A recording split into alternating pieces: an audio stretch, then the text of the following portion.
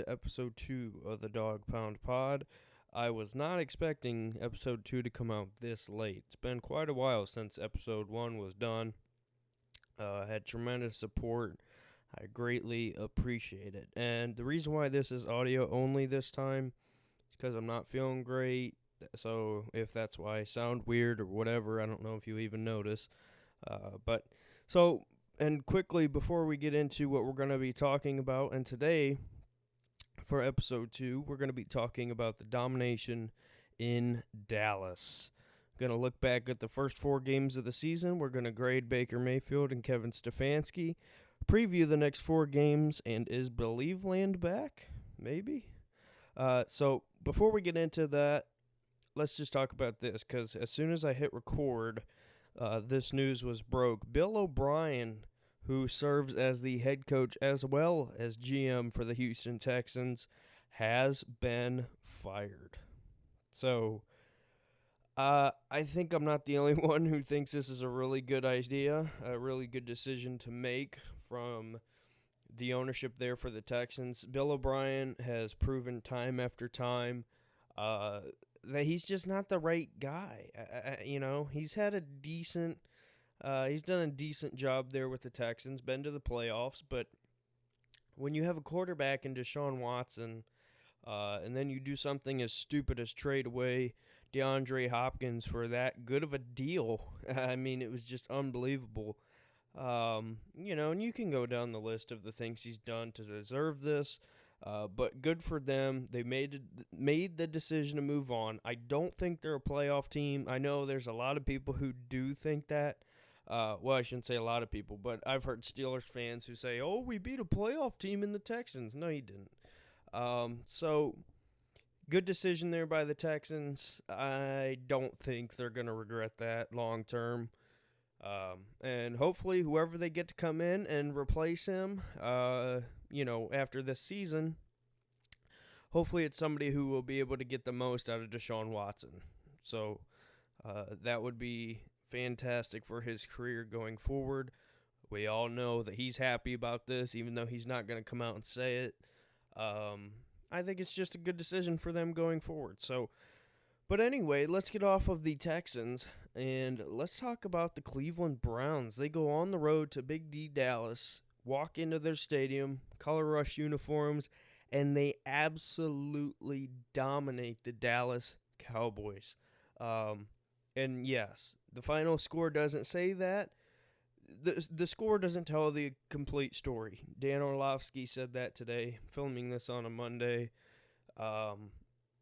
He's 100% correct. I mean, if you watch that game, the Cleveland Browns yesterday, let me pull up.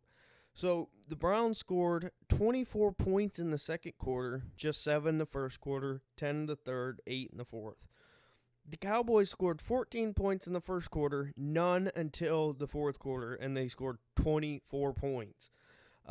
So, other than the fourth quarter, the Cleveland Browns dominated this game. They really did.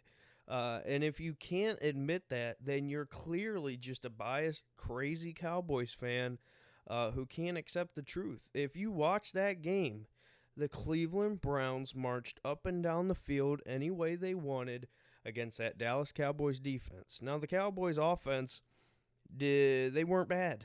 They weren't bad. They were very good. But the Browns were able to do what they needed to do to win because of how, thin this defense is for the Browns. They have got to get takeaways. They have got to find ways to get the ball back in the offense's hands, keep that Dallas Cowboys offense that has been so good over these last 4 games off the field, control the clock, do what you need to do. And they did that.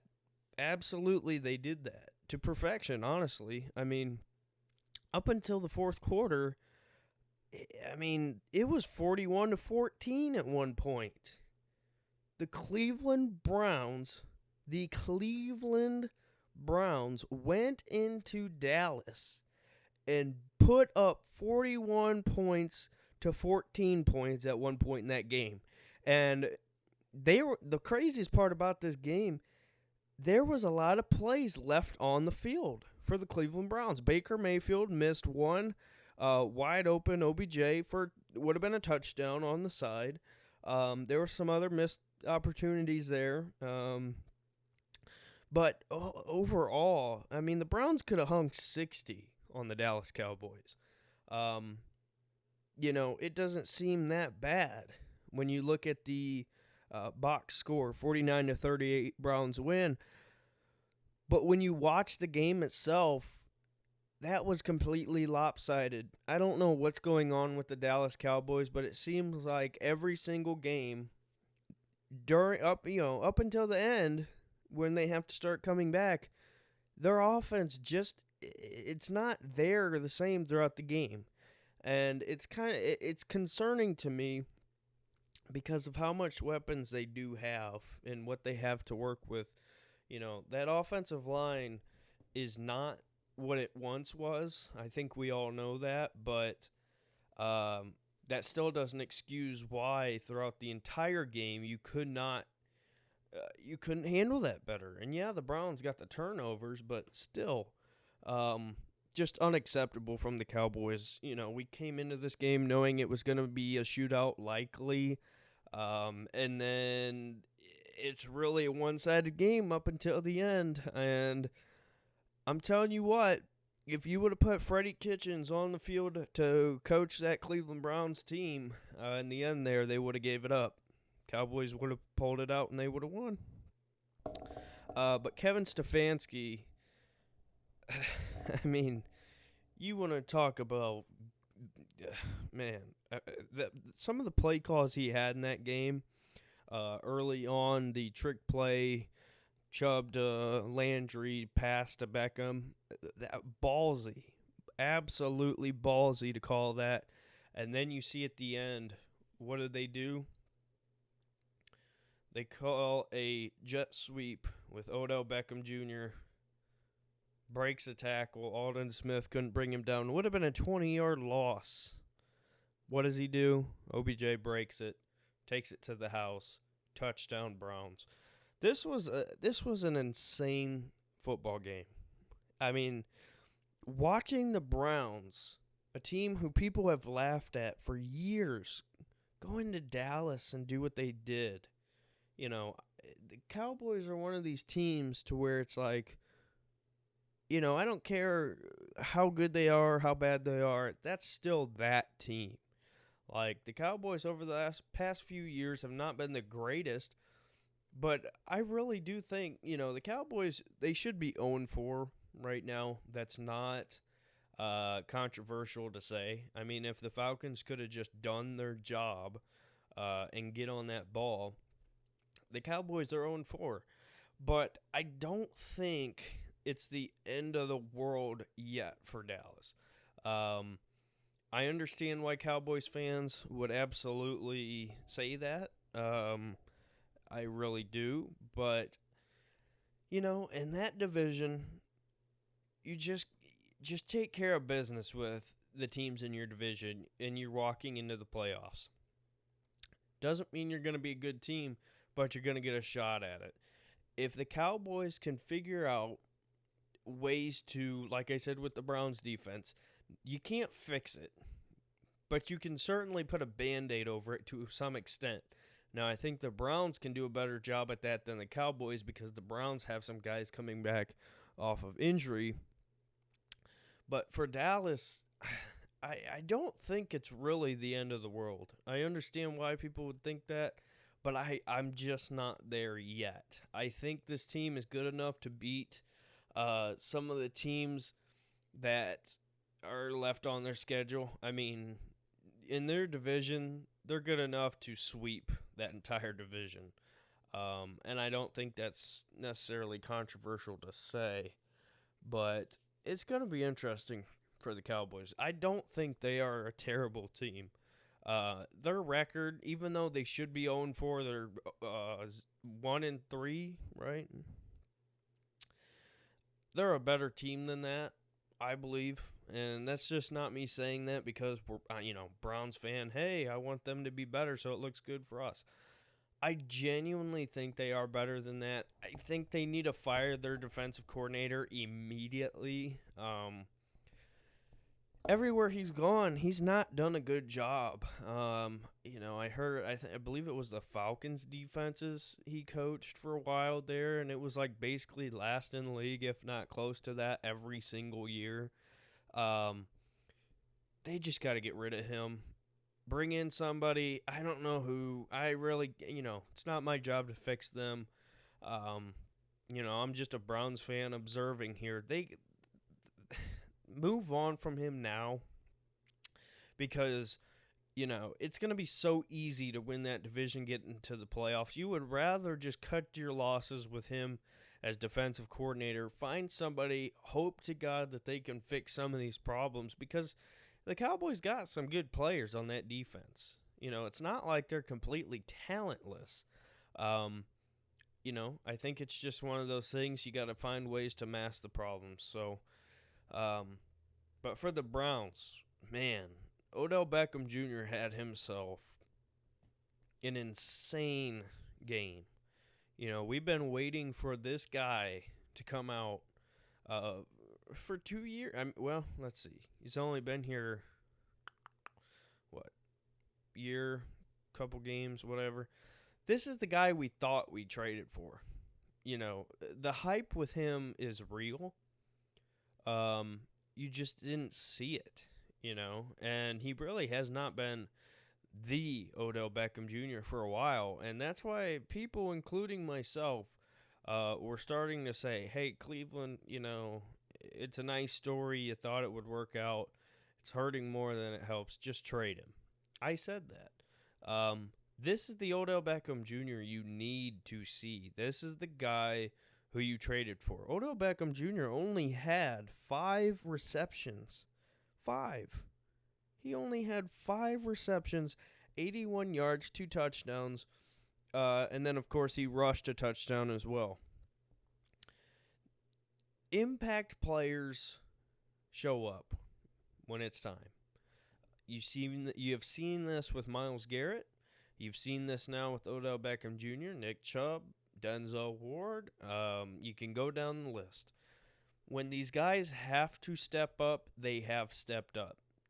If you don't count game 1 against the Baltimore Ravens, and this team has looked nothing like when we played the Baltimore Ravens, other than the secondary. The secondaries looked somewhat close to the same.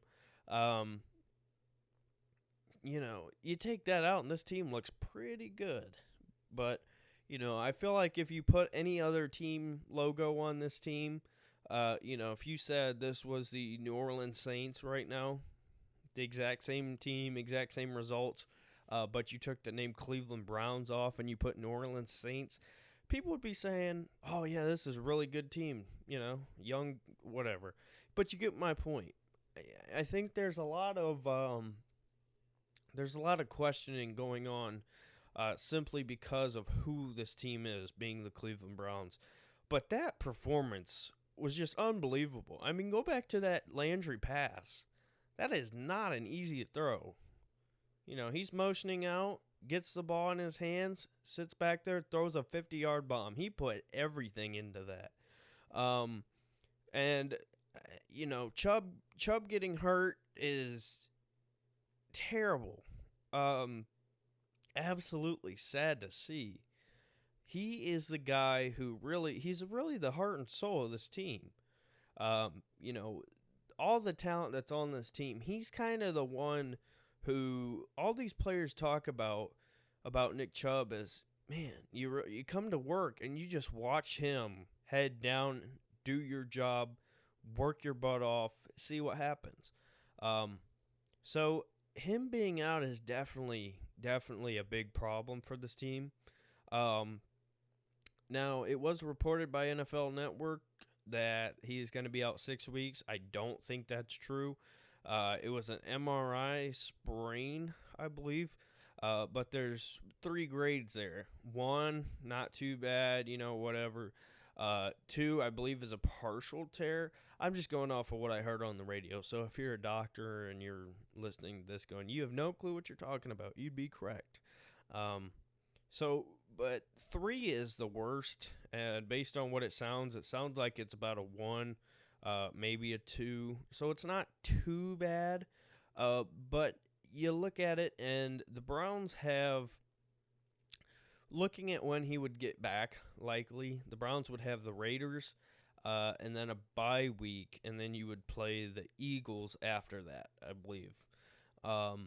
So I just see, unless Kareem Hunt, God forbid, gets hurt, I think they'll just sit him that game that he could be back. Give him that extra week of rest. Does he need it? I don't know. But it certainly wouldn't hurt. You know, you're coming into the back half of the season. Hopefully you're looking good for playoff contention. I know it's early to talk about that, but this team really could be for real. And I think it's just time will tell. But based on what you've seen so far, you're seeing everybody come together. I mean, the one thing we talked about nonstop with this team, whoever was going to be the new head coach, how is he going to get touches to everybody? How are you going to get touches to Beckham? How are you going to get touches to Landry, Kareem Hunt, Chubb? Go down the list. Beckham, good game. Landry, good game, even though he didn't have a touchdown. Threw a touchdown. Harrison Bryant, pretty good game. Austin Hooper, good game. Let's see. Donovan Peoples-Jones had his rookie debut. And, in the return game, he almost really had a bad situation happen there. But other than that, people will say, oh, what did he do? What did he do? Well, there's clips going around on social media of him just laying out his corner, laying out safeties in the blocking game or in the run game. And, did he get a ball thrown his way? No. But in this offensive style, receivers that can block are beyond huge. Beyond huge. And if he can he should be the number 3 receiver on this team. I've been saying this for a long, long time. What he brings to this team is something very different as far as this receiving room. He's big. He's athletic. He's very physical. He's different than Landry. He's different than Beckham. He's different than Higgins. He's different than Hodge. He's a guy who I would really want on the field because of what he brings different. He's not the route runner, hands guy. And, I don't know. Maybe I'm just crazy, but I just think the Browns really, really should consider having him at wide receiver number 3 because of what he does well, the different situation he brings to the defense facing the Browns, just what you have to deal with. I mean, I'm not comparing the two, but look at what Seattle's doing with DK Metcalf. A big physical, just freak of a receiver. He's different than Tyler Lockett. He's different than, I don't know. I'm not even going to pretend to remember some of the guys they have, but you know what I mean, their style. I just think the Browns could use him a lot more. I know he's a rookie. They're trying to bring him along. He's got a ton of talent, and if he can help you this much in the run game, I didn't know he could do this in the run game, and he's mowing people over. So I would absolutely love to see him get more time. As far as more from the game, let's just talk about Baker, because this is something that is always coming up. People, I've been saying this for so long, and, obviously not everybody watches me or listens to me, whatever, clearly, but it amazes me how Browns fans always are expecting Baker Mayfield to be Patrick Mahomes, to be Russell Wilson, Lamar, heck, even to be, like Kyler Murray. I've been saying this forever. Go look at what Kirk Cousins did last season on the Minnesota Vikings. Go look at those numbers. Go watch the film. They are strikingly similar to what Baker Mayfield's doing right now. And Baker Mayfield actually is doing a better job statistically, numbers-wise, than Kirk Cousins was at this point. And you've seen how Kirk Cousins progressed throughout the year that season because he developed in the system. He got comfortable. He learned, he got the system down. He knew what was going on. He knew it like the back of his hand. And once he got it down, it came easy. He knew where he was supposed to go with the football. Baker Mayfield is currently doing the exact same thing right now. He's still learning. They are treating this like it's his rookie season. They fixed the footwork, or they're fixing the footwork. They're trying to help his decision-making, his accuracy's back. They're getting him on the run. They're moving him around like they should, based on what his skill set is. Once Mayfield starts developing in the system and starts getting it down, you can see it more and more each week. I mean, look at the Ravens game. Terrible. No, not on the same page at all. Then you look at the Bengals game. That was a complete 360 to what you've seen in the Baltimore game. His accuracy was back. He was making the right decisions other than one play. He was practically perfect for that game other than that one play. You've seen the confidence, the connection, everything was starting to click. That was a great game. And as a Browns fan, that made you go, okay, maybe he is fixable. Maybe Freddie Kitchens didn't ruin him. Maybe he can get back to being the guy we thought he was year one. Then you turn around, you play Washington, and it's just kind of boring, You just run the ball 24/7, simple completions, within 10, 15 yards, kind of dink and dunk. Nothing huge. And when you look at this team, they're progressing together. It's not like one person is just completely dominant. Well, I mean, other than the running backs, but as far as like the passing game, it's clicking together at the same time. They're starting to get it going. And then you turn around against Dallas, and Baker, I've asked around, and I've heard responses from a bunch of different people. Baker Mayfield, well, I'll save that for later, because that's supposed to be, if I knew what I was doing, that was supposed to be talked about later. But we'll grade Baker later. But as far as his progression, he's taking big steps game by game by game, and a lot of it's just confidence. So once he really completely develops in this system, I believe what you've seen from Kirk Cousins last year in the Minnesota Vikings, offensively, this Browns team is better than the Minnesota Vikings offense last year. They have better personnel, better offense overall, and I believe 1,000% Baker Mayfield is way better than Kirk Cousins. I really do believe that, and I'll take my criticism for saying that. I've watched Baker throughout his career, every step of the way. I know his strengths. I know his weaknesses. This offense is tailor-made for Baker Mayfield. Well, why aren't they passing the ball? Why is he only having, 160 yards passing? Why this? Why? You have two of the best running backs in the NFL, Nick Chubb and Kareem Hunt. This is a run-first offense. You're trying to develop this quarterback, get him back to what he does best, learning on the fly. Did you forget that there was hardly any off season? Did you forget that there was no preseason games? They're learning on the fly. They are. You need to accept it.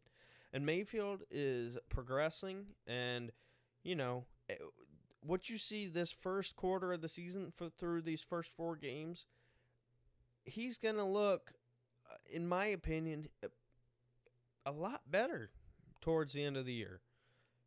I believe if you compare Baker, let's just go, 'cause the first, in the Bengals game and in the Washington game, he was 16 of 23, around 150 yards, a touchdown, 2 touchdowns, whatever.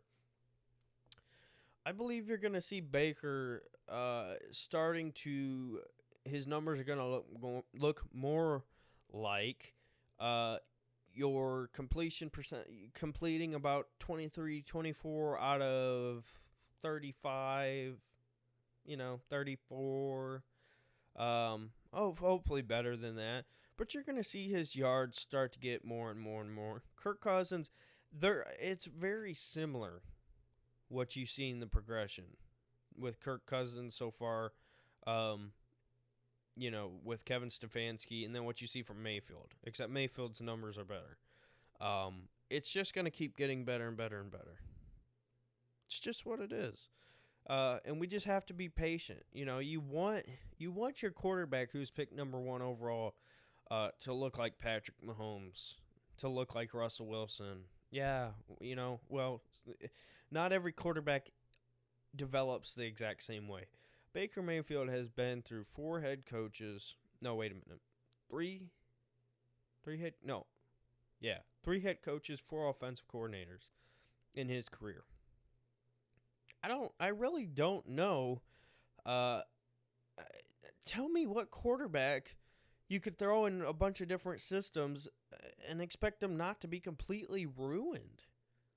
You got to be a really good player. And year 1, you were throwing Baker Mayfield as a number 1 overall pick into an organization that went 0-16, 1-15. He didn't start in 3 games. What does he do? He breaks the rookie passing touchdown record. He goes on to lead the team to 7-8-1 from 0-16, 1-15 the year before, with pretty much the same players. You have a coaching change midseason that year. He's been he's had an insane career. And people want to just write him off so quick. He's still developing in year 3 because his organization sucks.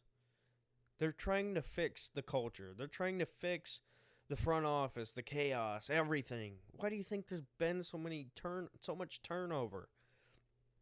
Don't give up on Baker yet. I'm so sick and tired of seeing, you don't have to like him. You really don't. But the bottom line is he's got an NFL arm. He has the accuracy. He's got the arm strength. He's got the ability. It's just a matter of putting it all together. His decision-making has been the problem. You've seen it on Sunday. He missed OBJ for a touchdown. He sailed a couple of throws. It's going to develop. It's getting there. It really is. And then the Browns fans who aren't seeing that happen are the ones who are saying, why, Case Keenum, get him in. Why isn't Case Keenum starting? Here's the deal. If you put Case Keenum in, would the system be run better? Yeah, because Case Keenum knows this system. He's been in this system. He's worked efficiently in this system. But is Baker Mayfield better than Case Keenum? Yes, of course he is. Baker Mayfield is your future. You got to figure out what you want with him. You got to figure out if he can be the guy that you expect him to be. Putting Case Keenum in, all that's going to do is make things a lot more confusing for you going forward. Don't stunt his growth. Figure out what he is. Let him develop in this system. Just be patient. With Nick Chubb out now, they're going to have to pass the ball a lot more. They are. So, with Baker, people, I made a video called Browns Fans Are Stupid, and it was meant for the Browns fans who, if, not everything goes their way, It's always fire this, bench this, trade this. Patience. Losing mentality. That's what it is. So I kind of already touched on this, and I rambled a little bit there. But let's look at the first quarter of the games here as a whole, because we're 3-1. We are 3-1, people. How crazy is that? 3-1. The Cleveland Browns, 3-1. So you go on the road to Baltimore, get your butt kicked. There was times in that game where, you could have kept it close. You let things go. I think it's easy to tell now the Ravens are, in my opinion, the second best team in the league. I don't care that the Chiefs but beat them pretty decisively. I just think that means that the Chiefs are head and shoulders above everybody else. The Ravens are a very, very good football team. So not that you shouldn't count that. That's not what I'm saying. I'm just saying take it with a grain of salt. First game, first time in this system. That game should not be your be-all, end-all. However, you should be able to look back at it and learn from it, really. So, game one was I don't know if you'd say a disaster, but it did not go well. Basically, everything that you thought you would see from this offense, from Kevin Stefanski, you really didn't. The defense got picked apart. It was bad. Game two, complete opposite. This offense is everything we hoped for. Excitement, big chunk plays, play action, bootleg. Chubb Hunt. It was fantastic. It was so entertaining. Joe Burrow just kept fighting in that game. Kept fighting back. Would not go down without a fight. The Tiger King has arrived to Cincinnati. Then you have the Washington game. I already talked about it. Kind of boring, whatever. You get the turnovers. I had thought that was just because Dwayne Haskins was not very good with his decision-making. Then you turn around and you play Dallas. And like I said, I think Dallas is a better team than a lot of people are going to give them credit for. I don't have the answers for how to fix their problems. I'm just telling you what I see. I've watched the Cowboys. I think they're better than what their record says. I think they're going to go on for 8-8, 9-7, whatever. Finish the year, probably win their division, and then get beat in the first round of the playoffs. So, are they a really good team, really, really elite team? No. But they're not as bad as I think a lot of people think they are, I don't think the Eagles are good. I don't think Washington's good. I don't think the Giants are good. I don't think the Cowboys are that bad, And yeah, it's easy to say after you beat them, of course, Cowboys fans, well, you're just saying that because, you beat us and you want to, you want your team to look good. I really do think they're better than a lot of people will give credit. So, the first 4 games, if I had to grade it, it's an A-. It's an A- for me. If the Baltimore Ravens were a team more like, I don't know, maybe trying to think of a team who's like good but not like unbelievably good, you know what I mean? My point is, if it was a team that you could have beat, then I'd be a lot more critical. I just think the Ravens, you got them at a bad time. That was just a disaster. But overall, look at this offense. Look at this offense so far. 30-plus points a game. 35-plus points a game, I think. I don't know. I don't remember. They're rolling. And, you look around the division, the Ravens are likely going to win it. But you're competing with the Pittsburgh Steelers. You're competing with the Bengals, even though the Bengals are likely only going to win a few games this year. But they're going to be competitive. To me, I just think the Pittsburgh Steelers are frauds. They played a combined 0-9 against their opponents. I mean, record-wise. I've not been impressed. They barely beat the Broncos with injuries. They won a close one with the Texans. The Giants, they beat pretty decently. I didn't watch that game as close just because I got bored with it. It was kind of a boring game. I just think once the Steelers play, I just want to see them play a good team. And I really think once they do play a good team, they're going to get smacked in the mouth and bad.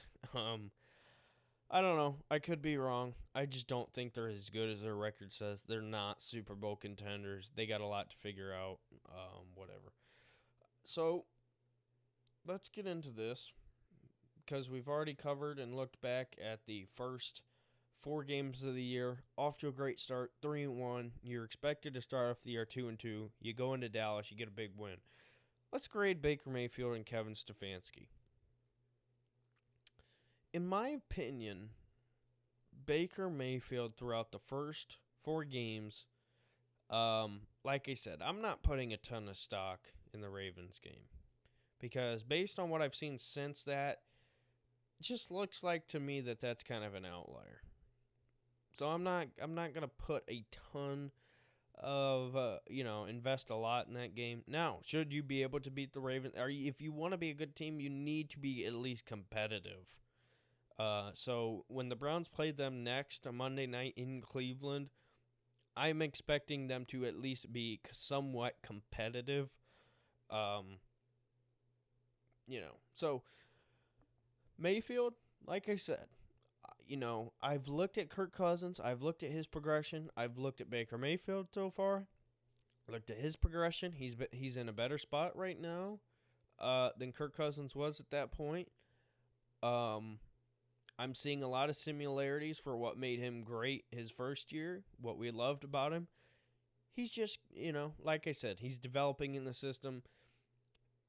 Through the Bengals game, I would grade him at an A-. The Ravens game, I'd grade him probably at a D-. Bengals game, A-, probably. One bad play. Other than that, he was pretty much perfect. Washington, B-. Game manager pretty much. Did what he was supposed to do. Cowboys, I would say B to B+. Because you've seen him make some really, really good throws in that game. Some throws where I don't know how many quarterbacks could make some of the throws. Like the one to Harrison Bryant, Jalen Smith in his face, I believe. And that ball was just right on the money. There was a couple other throws. Like I said, he's not perfect. He's still developing. So overall, throughout the year so far, I'd give him a B to B-. Because he's missed some throws that I would expect him to make. But also, he's still coming along in the system. So I will take a B to B- in the first 4 games, 3-1. You're not putting everything on his plate quite yet. You're going to expect more out of him soon, of course, but, I guess you could say, whatever. Kevin Stefanski, man, I'm grading him at an A.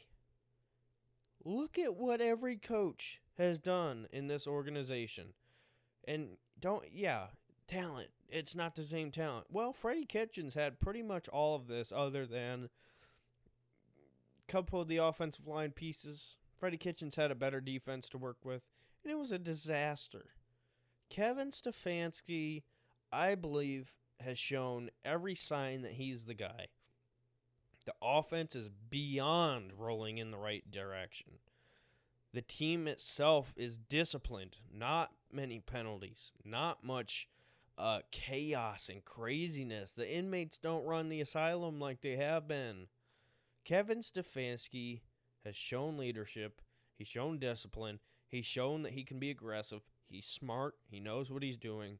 I'm giving him an A. And I cannot wait to see what he does going forward. cannot wait. So, the Browns have an interesting next few games. And the loss of Nick Chubb will come into effect in these next few games. So the Browns so far have lost to the Ravens, beat the Bengals, beat Washington, beat the Cowboys. The next 4 games are interesting. Very, very interesting.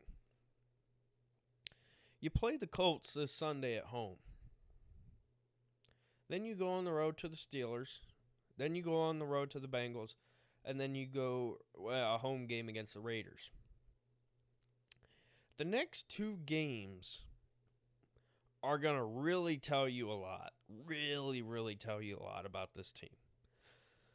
The Indianapolis Colts have a very good defense, kind of flying under the radar right now. I don't think their offense is that great yet.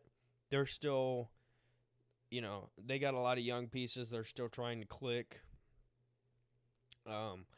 But the Colts defense is very good across the board, in my opinion. I think, if you listen to the D&D podcast with me and Dylan, Dylan picked them as a sleeper AFC, getting to the AFC Championship team. I don't agree with that, but they're one of these teams that the Browns are really competing about a wild card spot. And this game's going to tell you a lot about this offense. Because if you look at the defenses they played, Ravens, really good defense. Really good defense. Didn't look anything like it was supposed to or expected to. The Bengals, not a good defense at all. A couple of good defensive linemen, that's about it. Good win. Washington, really good defensive line. Really good defensive line. Beyond that, not great at all. The Cowboys, I would say, Cowboys fans probably wouldn't. I would say good defensive line, solid defensive line. Beyond that, just not that great. I like Trevon Diggs.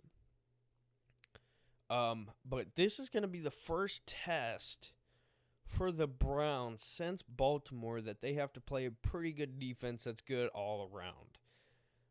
I can't wait, if win, lose, or draw. I just want to see what this looks like against this kind of defense. I think you're going to really learn a lot.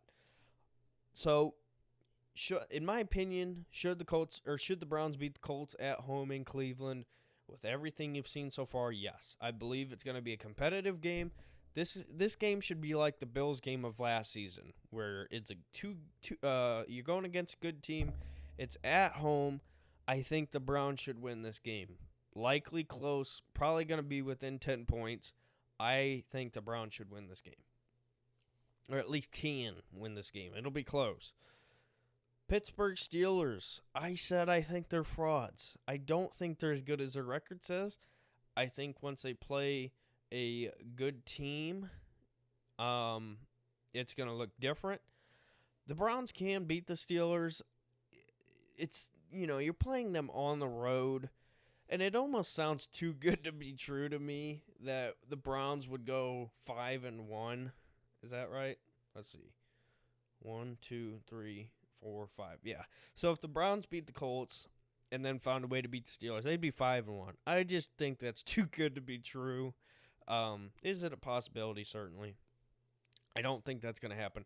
I think the Browns have got to win one of these 2 games. Colts or Steelers, win one of them. Win one of them. Because, the Steelers could be a team you're fighting with. Well, probably will be a team you're fighting for a playoff spot. The Colts certainly are going to be a team fighting for a playoff spot with you. Those are the games you have to win if you're the Browns. If you really want to take that next step, you've got to win one of those games. If I would pick a game, or if you said between the 2 of them, which game do you think the Browns win? I'd say the Colts because, Pittsburgh, Cleveland rivalry game. Pittsburgh's defense is good. They have the ability, they kind of play down to opponents, but I think in the rivalry games like that, against the Browns, they're going to, amp things up. Now, the Browns' offensive line is good, so I could see the Browns winning these 2 games. I could see the Browns losing these 2 games. They need to win one of them. That's all I'm going to say. And then after that, you got the Bengals, and then you got the Raiders. The Cincinnati Bengals are a team that played you very competitive, I guess you could say, on the scoreboard. The Browns overall dominated throughout that game. The Bengals just hung around. Joe Burrow was insane. The Browns, when they played the Bengals the last time, the Browns did not have what they're going to have defensively the next time they play. So, the Browns should win that game. Joe Burrow, he's only getting better and better. But I feel like the Browns' offense at that point is going to be in full stride, more than they already are now. The defense is going to be a lot more healthier, going to get some guys back. Hopefully they're got a better connection. I don't know. I think the Browns win that game. The Raiders, this is a team like the Colts you're probably competing with, possibly wild card spot. You got to win that game. So for the next 4 games, the Colts, the Steelers, and the Raiders are going to be somewhat tough games for you. You got to win one you got to win one of the first 2. And then I really think you need to beat the Bengals and you need to beat the Raiders. I really do. So I think the Browns got to go 3-1 again this next quarter games. It's going to be tougher, but we got to hold this team to high expectations, And that sounds crazy to say, but it can be done. If we want to get to where we think we can, we got to, hold this team to high expectations. So, we'll deal with the rest of the schedule at that point. But let's wrap this podcast up with this. Is Believe Land back? Is this team a team that you can believe in? Is this a team that's going to let you down like every other Browns team? Can you trust this team? Can you trust Kevin Stefanski? Can you trust Baker Mayfield? Can you trust, I don't know. I really don't know how the rest of the year is going to go. I really don't. Because to me, there's so many different ways that this could go. I can tell you this. Number one, the Browns do not have a good enough defense to play teams that are, to beat teams that are really like the elite of the elite. Meaning your Baltimores. If they played Kansas City, those teams, you can't. I don't think you can hang with. Just because of the defense. But as far as Kevin Stefanski's first year head coach, I don't want to jump too far forward. I think that this team should go a minimum of 9-7. Minimum. When you're playing the schedule game at the beginning of the year, you look at the Cowboys and you said, you're probably not going to win that one. You did. So you don't want to sell yourself short, but you also don't want to over predict things. So should you believe in this team? Is this a team that you can believe in? In my opinion, yes. Because, like I said, the offense, I believe, is going to be elite. Best of the best in the NFL. You look at the Chiefs, you look at the Ravens. I guess you could say the Packers, but they really don't have anybody receiver-wise. I'm just saying this offense, I believe, once Stefanski brings Baker Mayfield along, one game at a time. You get Chubb back. This offense, I believe, is absolutely something you can believe in now. They're starting to unlock OBJ, and I don't think there's any going back from that. I really don't know. It's going to be interesting. But is this a team you can believe in? I think yes. I do. I think the Browns, I'm not even going to say it. I'll save it for later. But looking at the rest of this schedule, I feel really good. I feel good. I just hope that we can split with the Steelers because, I don't want to have to hear that. But I'm happy, and as a Browns fan, there's a lot of things to be concerned about with this team, especially defensively. But about the direction of where this team is going, I believe you got the GM right. I believe you got the head coach right. I believe you fixed the problems offensively. You're just getting it more and more in rhythm. Defensively, you're going to I believe the Browns will probably be buyers at the trade deadline, and they're going to look to bring in defensive line help, depth. They're going to look to bring in possibly corner help, safety for sure, possibly linebacker. I think anybody they can get to help this defense, they're going to look to do their due diligence. But I do think this is a team you can believe in. And I know that's hard to say because you've heard this so many times. You heard this last year and it was a total disaster. It starts at the top. These guys believe in this message.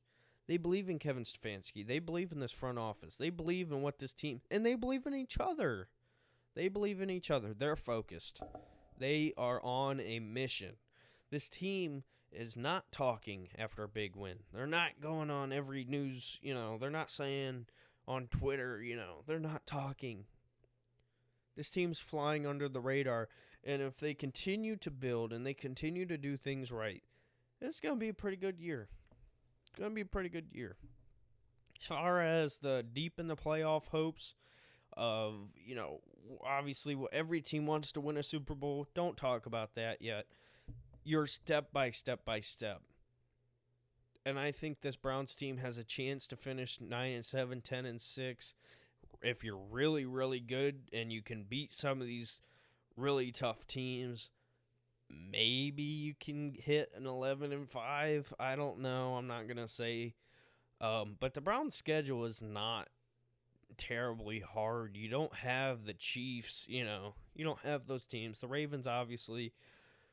But, it is what it is. So, thanks for watching. This has been episode 2 of the Dog Pound Pod. Go Browns. Believe in this team. I really do think you can believe in this team. Bye.